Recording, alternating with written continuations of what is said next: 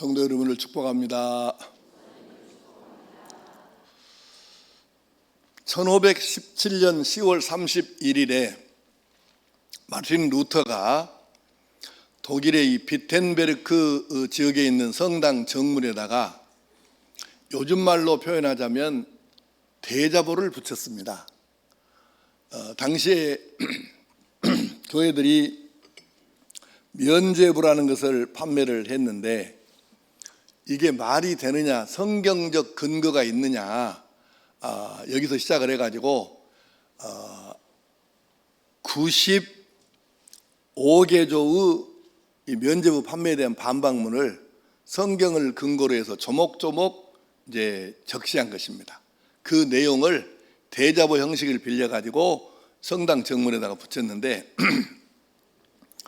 이제 사실은 루터 이전에도 종교 개혁을 부르짖었던 사람들은 많이 있어요. 그리고 우리 교회 용어로 전개혁자 또는 전전개혁자 이렇게 부르는 사람들이 꽤 알려진 사람들만 해도 10명이 훨씬 넘습니다. 그런데 루터가 비텐베르크 그 성당 정문에다가 이 95개조 반박하는 대자보를 붙여가지고 이것이 이제 도화선이 돼서 전 유럽으로 이게 확산이 돼요.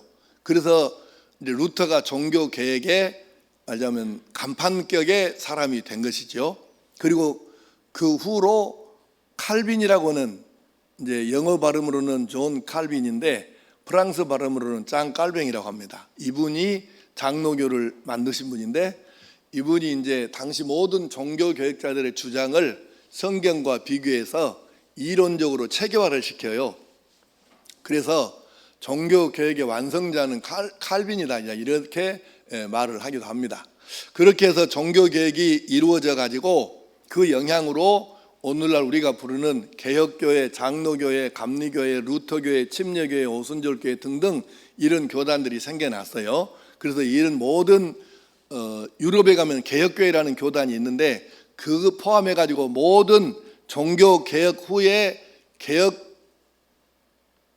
지침을 따라 가지고 이제 세운 교회들을 우리가 통칭하여 개혁교회라, 영어로는 프로테스탄트라고 그렇게 부르는데 이제 바로 우리도 거기에 속해 있는 거죠. 이제 그래서 이 10월 31일에 루터가 그렇게 했던 것을 기념하기 위해서 세계의 대부분의 개혁 교회들이 10월 마지막 주일을 종교개혁 기념주일로 지키면서 이날에 성찬 예식까지 하게 됩니다. 그래서 세계 성찬주일이라 이렇게도 부르고 있고, 그래서 오늘이 10월 마지막 주일이기 때문에 우리 교회에서도 이를 기념하고 또 성찬식도 하게 되는데, 사실은 우리 교회에 제가 부임해가지고 20년 동안은 개혁에 대한 이야기를 열심히 했습니다. 개혁 조치들도 많이도 취해봤고, 그래서 그 개혁 조치의 핵심적인 결실이 평신도 사역이기도 한 것이죠. 그렇게 해서 이제 10월 되면은 종교개혁 기념주일이라는 설교를 안 한 지가 아마 한 거의 20년 된 것 같아요. 20년 열심히 했고 한 20년은 그래서 이제 하도 많이 했으니까 그냥 의식적으로 안 하고 지나왔는데 이제는 내가 이번 아니면 한 번 더 할까 말까 하는 기회가 있기 때문에 한번 이 부분을 다뤄야 되겠다 생각이 들었습니다. 자, 왜 개혁인가? 구원의 감격을 경험한 사람들도 믿음으로 산다고 하지만 세상을 살다 보면 나도 모르게 사람들이 편한 것을 좋아하고 쉬운 것을 따라가고 이렇게 되더라고요. 질문 하나 하겠습니다. 편한 것은 좋은 것입니까? 안 좋은 것입니까?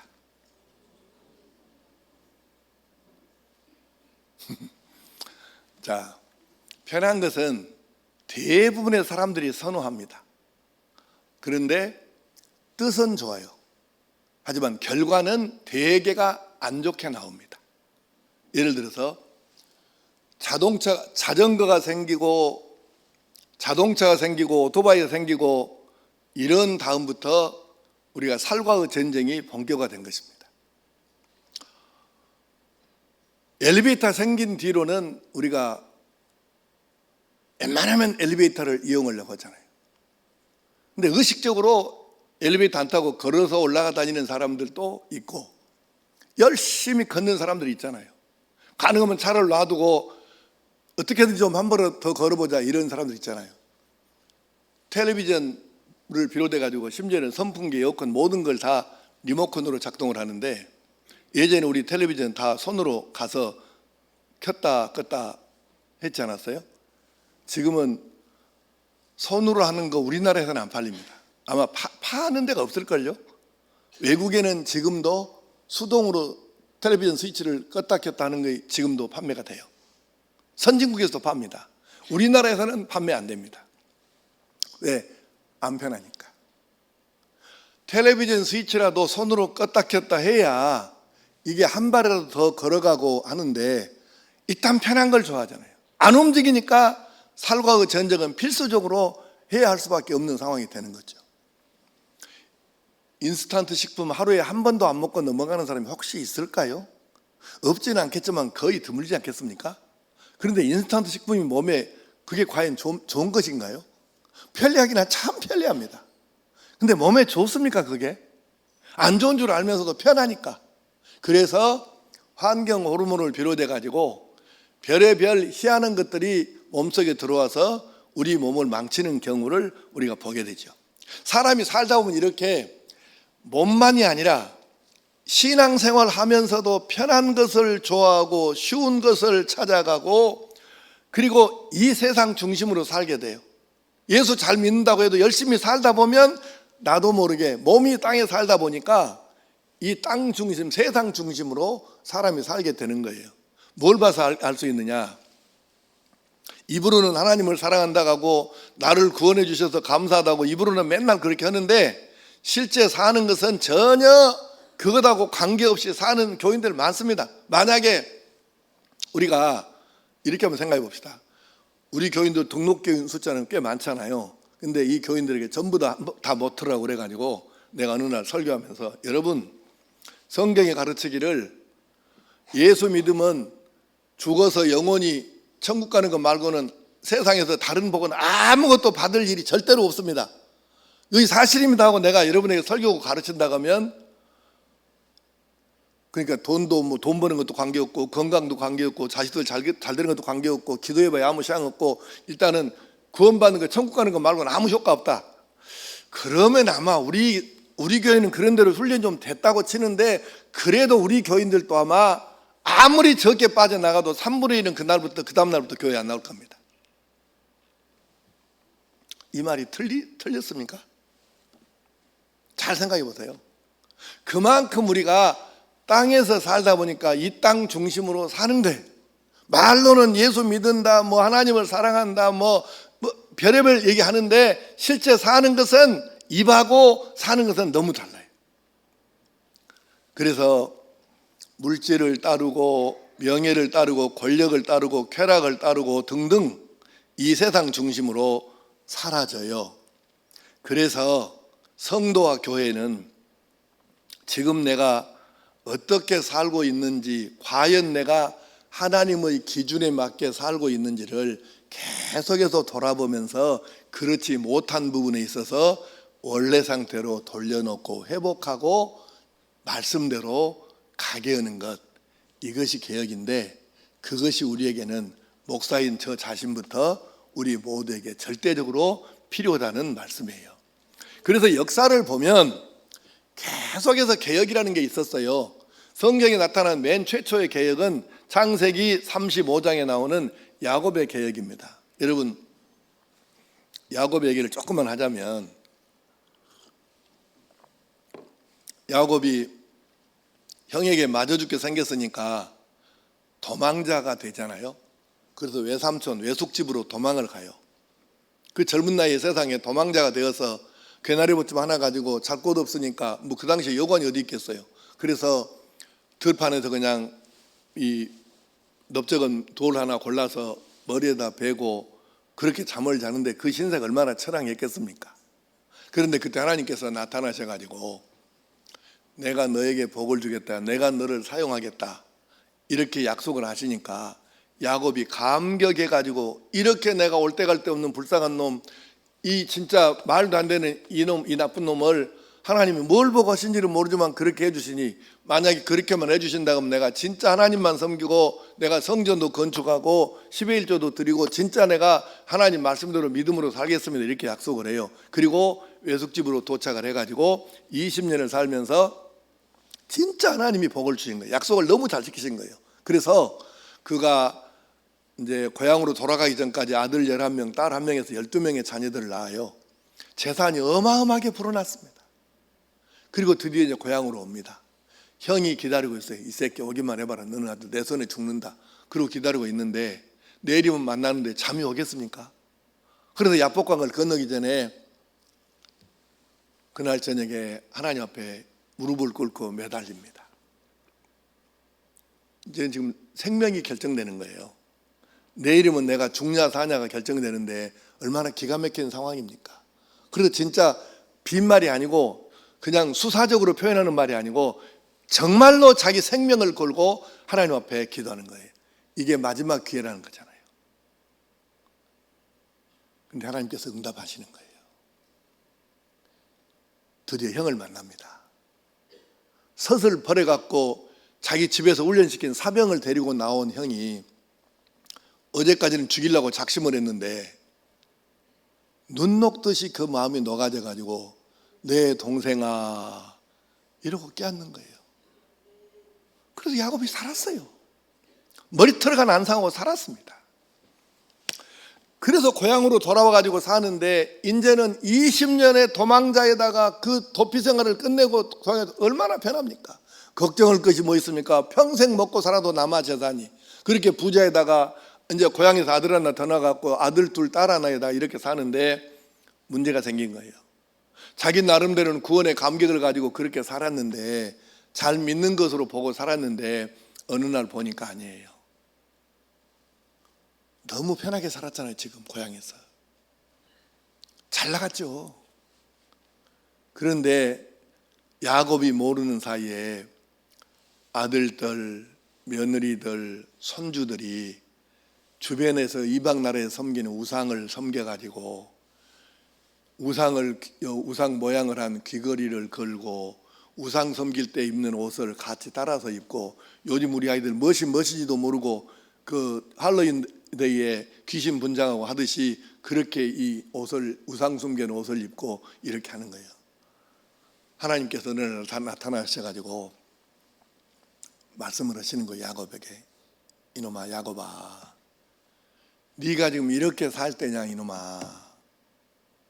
어떻게 되는 것이냐 이게. 어떻게 네가 집안에서 우상 숭배가 웬 말이고 우상 흉내내는 것이 웬 말이고 이게 웬 말이냐. 사실은 그 전에 뭔 사건이 있었냐면, 그렇게 아이들이 요즘 세상하고 비슷하다고 봅니다. 우리 예전에는 우리가 직장 생활하기 위해서 직업 하나 얻기 위해서 얼마나 애쓰고 고생하고 했습니까? 그리고 일 안 하면 못 산다 그래갖고 죽기 살기로 이렇게 공부하면서 열심히 뛰었는데, 요즘 아이들은 부모가 어쨌든 우리 어렸을 때보다는 돈이 많잖아요. 그러니까 우리 아이들 지금 중고등부 아이들 성찬식 참여한다고 이렇게 지금 앞에 나와 앉아 있는데, 이들 이쁘다, 잘 왔다. 근데 사실 이 아이들은 이 아이들 나름대로 자기들 입장에서 어렵고 힘든 것은 맞아요. 근데 어른들 입장에서, 기성세대 입장에서 보면 우리 어렸을 때 비하면 얘들이 잘못된 생각이, 이건 잘못된 생각이에요. 이건 내가 정답을 얘기하는 게 아니고, 너희들이 뭔 걱정할 것이냐, 공부만 하면 되는데, 이 생각을 어른들은 지금 하는 거예요. 기성세대는. 근데 부분적으로는 맞고 부분적으로는 안 맞아요. 하지만 야곱이 자기 고생할 때 생각하면 야곱의 아들들은 이제는 고생 안 해도 돼. 아버지가 부자니까 그렇게 고생 안 하고 해도 돈 쓰고만 살아도 돼. 그러니까 이놈들이 하나님 섬기는 건 관심이 없어요. 그래서 우상을 따라가고 우상을 숭배하고 이런 상황이 된 거예요. 오늘 물론 시대 상황이 복잡해서 한마디로 정의하기는 어렵지만, 요즘 대학생들이 예수 믿는 아이들 찾아보기가 쉽지 않은 이유가 사실 야곱의 시대하고는 우리 시대하고 비교해 보면 답이 거기에 거의 다 들어있어요, 실제로. 그래서 하나님께서 그래갖고 그렇게 살다가 야곱에게 하나밖에 없는 딸 디나가 그 주변에 있는 세겜족이라고는 여기 성폭행을 당해요. 그러니까 그 디나의 오빠들이 11명이 뭉쳐가지고 이 새끼들 내가 너희들 죽었다 그러고는 계략을 짜요. 함정을 파가지고 세겜족 남자들을 모조리 몰살을 시켜버리는 거예요. 학살을 한 거죠. 이런 비극이 벌어져요. 그래서 하나님께서 더 이상은 견디실 수가 없어서 야곱에게 나타나셔가지고 이놈아, 성경에는 이놈아라고는 말이 없습니다. 이건 내가 하는 말이에요. 이놈아, 네 그 집안이 지금 이렇게 살아도 될 집안이냐?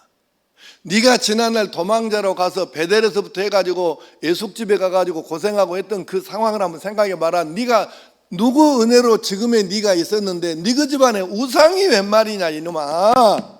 정신 차려라. 너 지금 모두 다 버리고 베델로 올라가갖고 거기서 나에게 예배드리고 새롭게 출발해 인생을 다시 한번 시작해 봐라.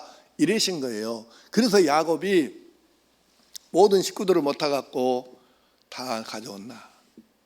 너희들 집에 방에 있는 우상들 다 가져온나.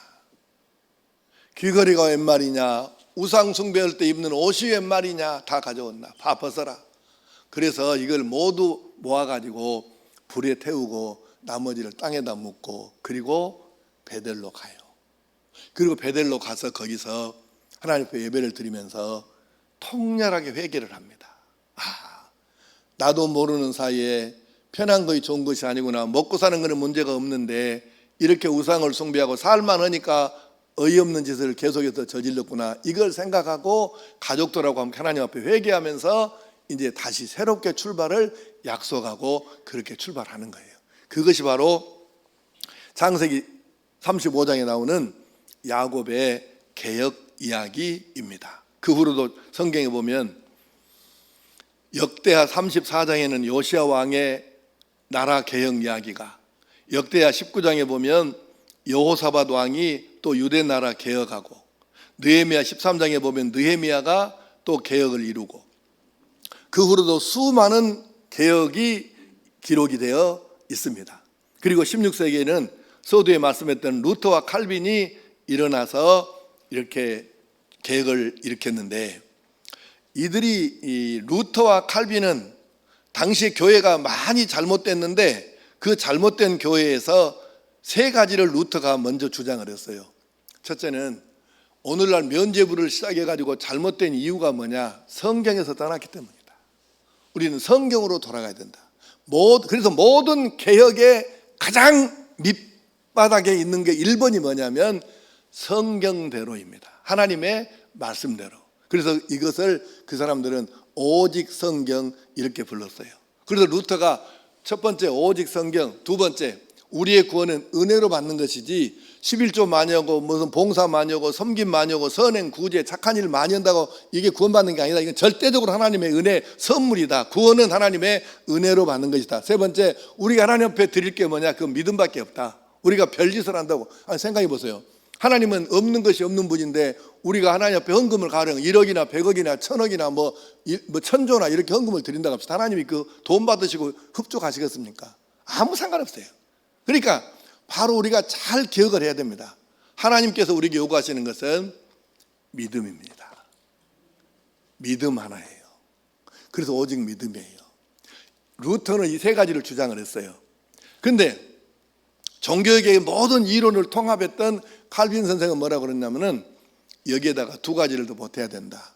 구원은 예수 그리스도를 믿는 것 말고는 아무 다른 방법이 없다. 그래서 구원은 오직 예수 그리스도로만. 그래서 오직 예수 그리스도, 이걸 네 번째로 붙였고 하나 더 붙였어요. 그게 뭐냐면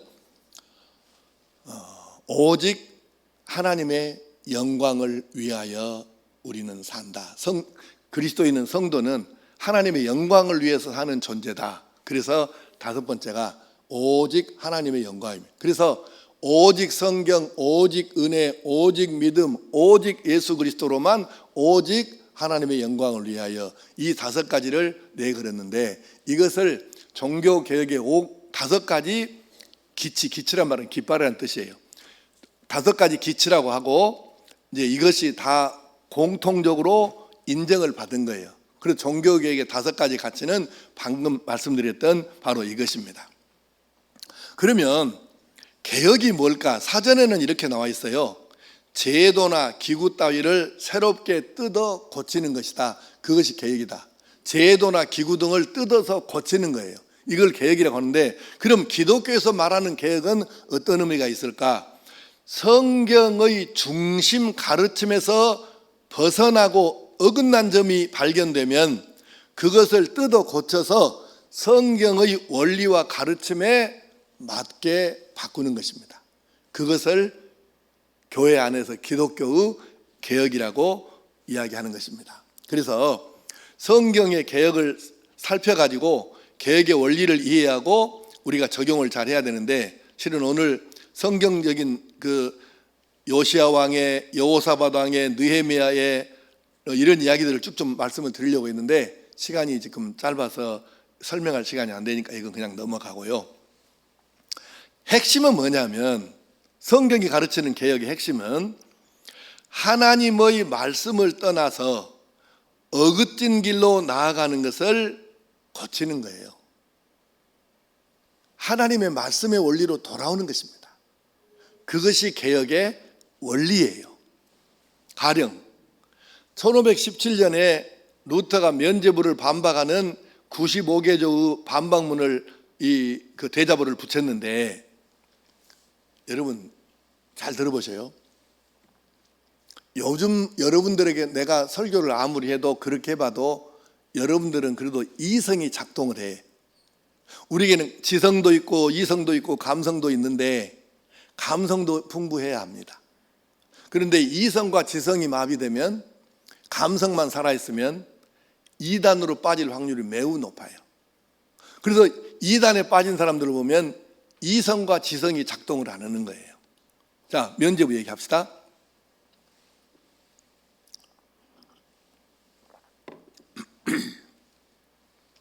면죄부가 뭐냐면, 로마 가톨릭 교회가 이제 운영을 하다 보니까 돈이 많이 필요한 거예요. 돈을 좀 어떻게 좀 헌금을 받아야 되겠다. 근데 그냥 헌금하라고 하면 못 오고 그러니까 이 머리존, 그러니까 항상 머리 좋은 사람들이 문제예요. 우리 교회도 머리 좋은 사람 몇 있죠? 아, 네가 머리 좋냐? 아, 이게 진짜 문제예요. 머리 좋은 사람들이 하나님 앞에 기도하는 것이 아니라 머리를 짠 거예요, 머리를. 그래서 답을 찾았는데 이렇게 찾았어요. 답을 만든 거지, 자기가. 면죄부를 만들자. 죄를 면하는 표딱지, 표예요, 표. 그런데 이거를 돈 주고 사면, 가령 우리 할아버지가 죄를 지었는데 회개 못하고 돌아가셨으면 할아버지 이름 써서 이 면죄부를 돈 주고 사면 사는 순간에 우리 할아버지 죄가 싹 씻겨 나간다.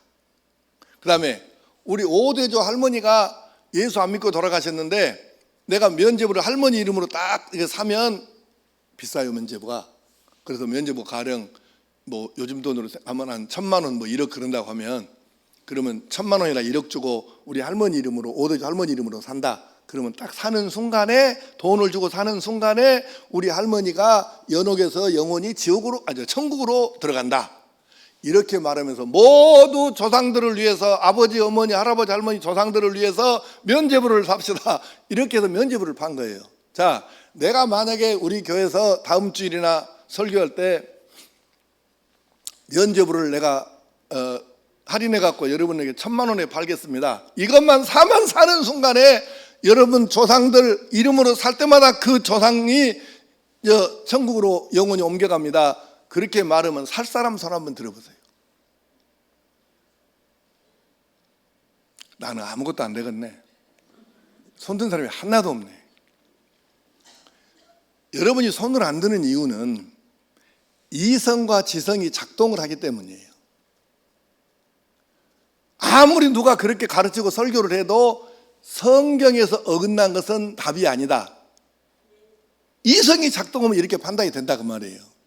근데 이성과 지성이 작동을 안 해 마비가 되고 감성만 남아있으면, 아니 할아버지를 위해서 영원히 천국 간다는데 그거 1,000만 원을 못 써? 감성만 나오면 이렇게 되는 거예요. 그래서 이 짓을 하는 거예요.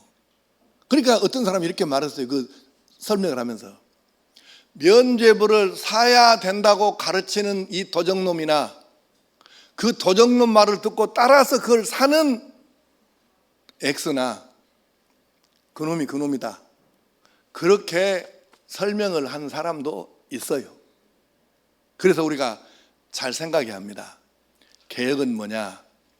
성경이 가르치지 않는, 성경도 다 못하고 사는데, 성경 가르침도 다 못 지키고 사는데 성경이 아닌 것을 가르치고 이것이 중요하다고 하면 어떻게 그게 정상이겠느냐 그 말이에요. 성경도 다 지금 못 지키고 사는데. 그래서 성경이 가르치지 않는 것을 가르치면서 강조하면 무조건 그는 이단이에요. 정답 아닙니다, 그것은. 그러니까 내가 그럴 일은 없지만 혹시 정우겸 목사라도 성경이 아닌 것을 가르치면서 따라오라고 하면 그것은 여러분의 이성과 지성이 바르게 작동해서 안 따라가야 맞다 그 말입니다. 대답을 안 하네. 그러나 성경을 가르치면 목숨 걸고 따라야 합니다. 면죄부는 간단하잖아요. 이게 과연 성경적이냐, 성경의 가르침이냐, 이것만 보면 간단히 답이 나오는 건데 왜 그걸 따라가느냐고. 오늘날 또 JMS를 따라가는 정신나간 사람들, 신천지 이만희를 따라가는 그 정신나간 사람들, 이성과 지성이 마비된 거예요 지금. 어떻게 그걸 따라가? 이성이 있고 작동하고 지성이 작동하면 어떻게 그걸 따라가요? 말이 안 되는 얘기잖아요. 그러므로 하나님께서 가장 싫어하시는 것이 뭐냐? 우상숭배다. 하나님보다 더 사랑하고 하나님보다 더 의지하는 거 있으면 이게 우상이에요. 말로는 맨날 하나님 사랑, 하나님 감사합니다 하는데 실제로 사는 것은 뭐가 우선이냐면 돈이 우선이고 다른 무엇인가가 우선이에요. 말은 항상 하나님 하는데 실제 사는 모습은 하나님이 아니에요. 다른 것들을 위해서 살아. 그럼 이거는 우상이죠. 우리가 그걸 잘 생각을 해야 합니다. 사실 종교 개혁자들이 주장했던 5가지 핵심 주제는 성경이 가르치는 이 핵심 교훈을 이렇게 뽑아놓은 거예요. 새 것이 아니에요. 종교 개혁자들이 새 것을 주장한 게 하나도 없어요. 모두가 지금 성경이 가르치는 핵심적인 이 원리를 이제 이렇게 뽑아 5가지로 정리한 거예요.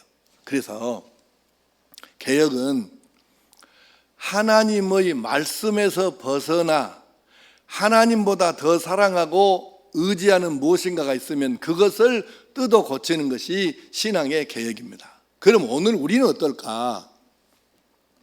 하나 질문합시다. 고개 드시고, 오늘 우리에게는, 그러니까 우리 한 사람 한 사람, 내 자신과 우리 교회에는 개혁할 것이 있을까요? 없을까요? 있는 것이 아니고 엄청 많습니다. 억수로 많습니다. 이 개혁은 해당 없는 사람이 없다 그 말이에요. 그래서 우리가 내 자신과 그러니까 돌아봐야 되는데, 실은 오늘 이 제목들을 좀 말씀을 드리려고 했는데 지금 시간이 이제 많이 흘러서 이제 성찬식을 해야 되기 때문에 이게 설명을 내가 할 수가 없어요. 그냥 넘어갑시다. 이렇게 정리하겠습니다.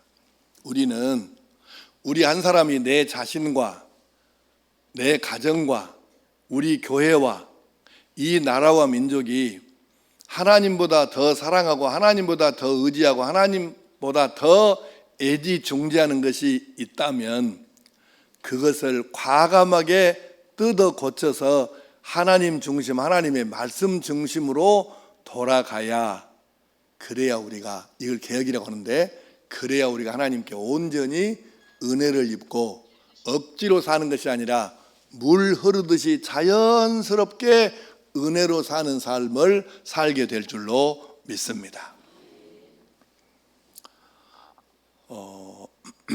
마지막으로 왜 개혁을 안 하면 안 되는가, 왜 개혁을 해야 하는가, 이 부분만 좀 정리해 보겠습니다. 이스라엘의 역사에 대해서 여러분에게 여러 차례 많이 설명을 했어요. 핵심이 뭐냐면 성경에 보면 하나님께서 이스라엘 백성들을 끔찍이도 사랑하셨어요. 그렇게 사랑하실 수가 있을까요? 정말 너무너무 사랑하신 거예요. 그런데 그 사랑을 입은 이스라엘 백성들이 하나님을 떠나서 우상을 숭배하고 우상에게 기대고 우상을 애지중지하고 낮에는 하나님 섬겼다가 저녁에는 우상 숭배하고 이러니까 하나님께서 선지자 종들을 보내셔가지고 수도 없이 외쳤습니다. 돌아와야 된다. 너희들이 그러면 되겠느냐? 하나님께로 돌아가야 산다. 안 그러면 큰일 난다. 그렇게 수없이 외쳤지만 이스라엘 백성들은 그 말을 듣지 않았습니다. 오히려 그렇게 하나님의 뜻을 전달하는 선지자들을 돌로 때려서 죽이고 이렇게 악한 짓을 계속 반복한 것이죠. 그래서 하나님께서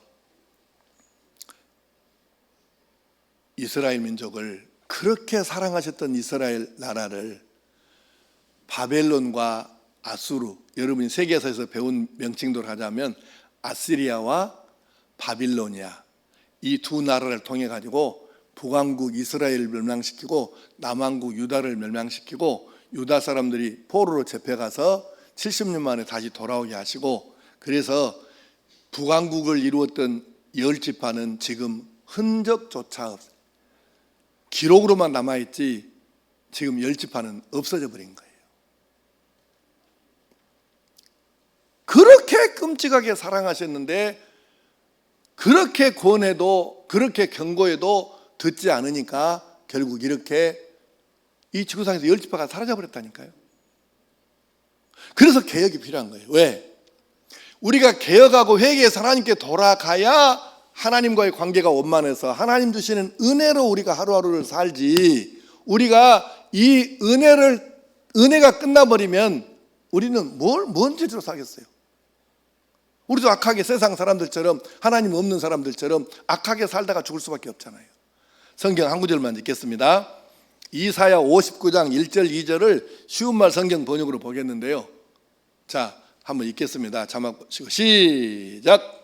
보라, 주님의 발이 짧아서 너희를 구원하지 못하시는 것이 아니라 주님의 귀가 어두워서 너희의 호소를 듣지 못하시는 것이 아니다. 다만 너희의 죄악이 하나님께로부터 너희를 떼어 놓았을 뿐이다. 너희의 죄 때문에 하나님께서 너희로부터 얼굴을 돌리시고 너희의 기도를 듣지 않으실 뿐이다. 아멘. 하나님이 팔이 짧아서 구원하지 못하시는 것이 아니고 귀 먹어갖고 귀가 어두워서 우리 소리를 못 듣는 것이, 기도 소리를 못 듣는 것이 아니라는 얘기예요.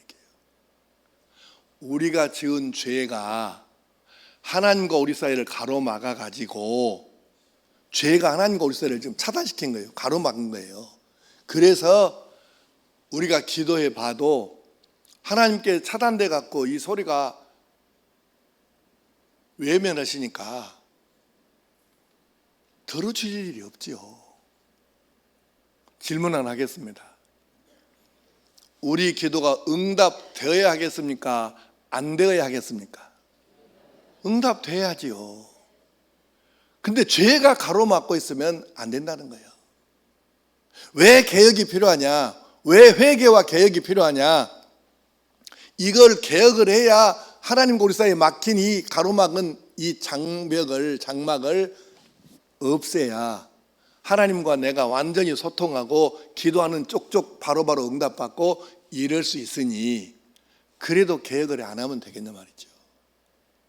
우리가 개혁을 안 하면, 우리가 회개하고 개혁을 안 하면 하나님과 우리 사이에 막힌 이 담이 안 헐어진다니까요. 이게 헐려야 되는데 허는 게 뭐냐? 그게 개혁이에요. 하나님과 나 사이를 가로막고 있는 이 죄악의 담을, 이거를 부셔버리고 무너뜨리고 없애버려. 이게 바로 개혁이에요. 하나님과 나 사이를 막고 차단시키는 이것을 없애는 것, 이것이 개혁이고 이것이 회개고 이것이 바로 하나님 말씀으로 바로 서는 것입니다. 그래야 우리가 기도할 때마다 응답을 받고 하나님께서 주시는 은혜를 날마다 공급받아서 물 흐르듯이 자연스럽게 살아갈 텐데 이것이 없으면 인생이 빡빡합니다. 살기는 살아 숨 붙어 있으니까. 그러나 기름칠하지 않은 기계처럼 빡빡해 가지고 이게 인생 살기가 너무 힘듭니다. 그러므로 우리가 하나님 앞에 내 자신을 통렬하게 회개하고 개혁하고 뜯어 고쳐서, 그래서 하나님께서 보실 때 네가 정말로 몸부림을 치면서 말씀으로 돌아가려고 내게로 돌아오려고 애를 쓰는구나, 이것을 인정하시면 그때로부터 하나님께서 우리에게 은혜를 베풀어 주시고 기도할 때마다 응답해 주시고, 그래서 우리가 하나님과 가장 좋은 관계를 유지해서 살게 될 줄로 믿습니다.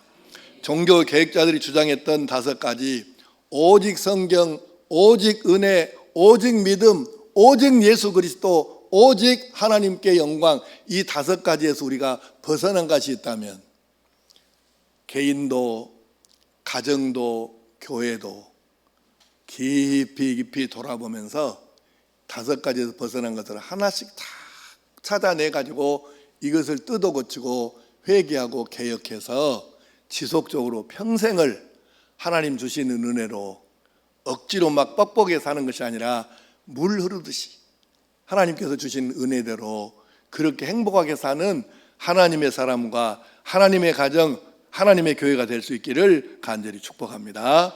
기도하십시다.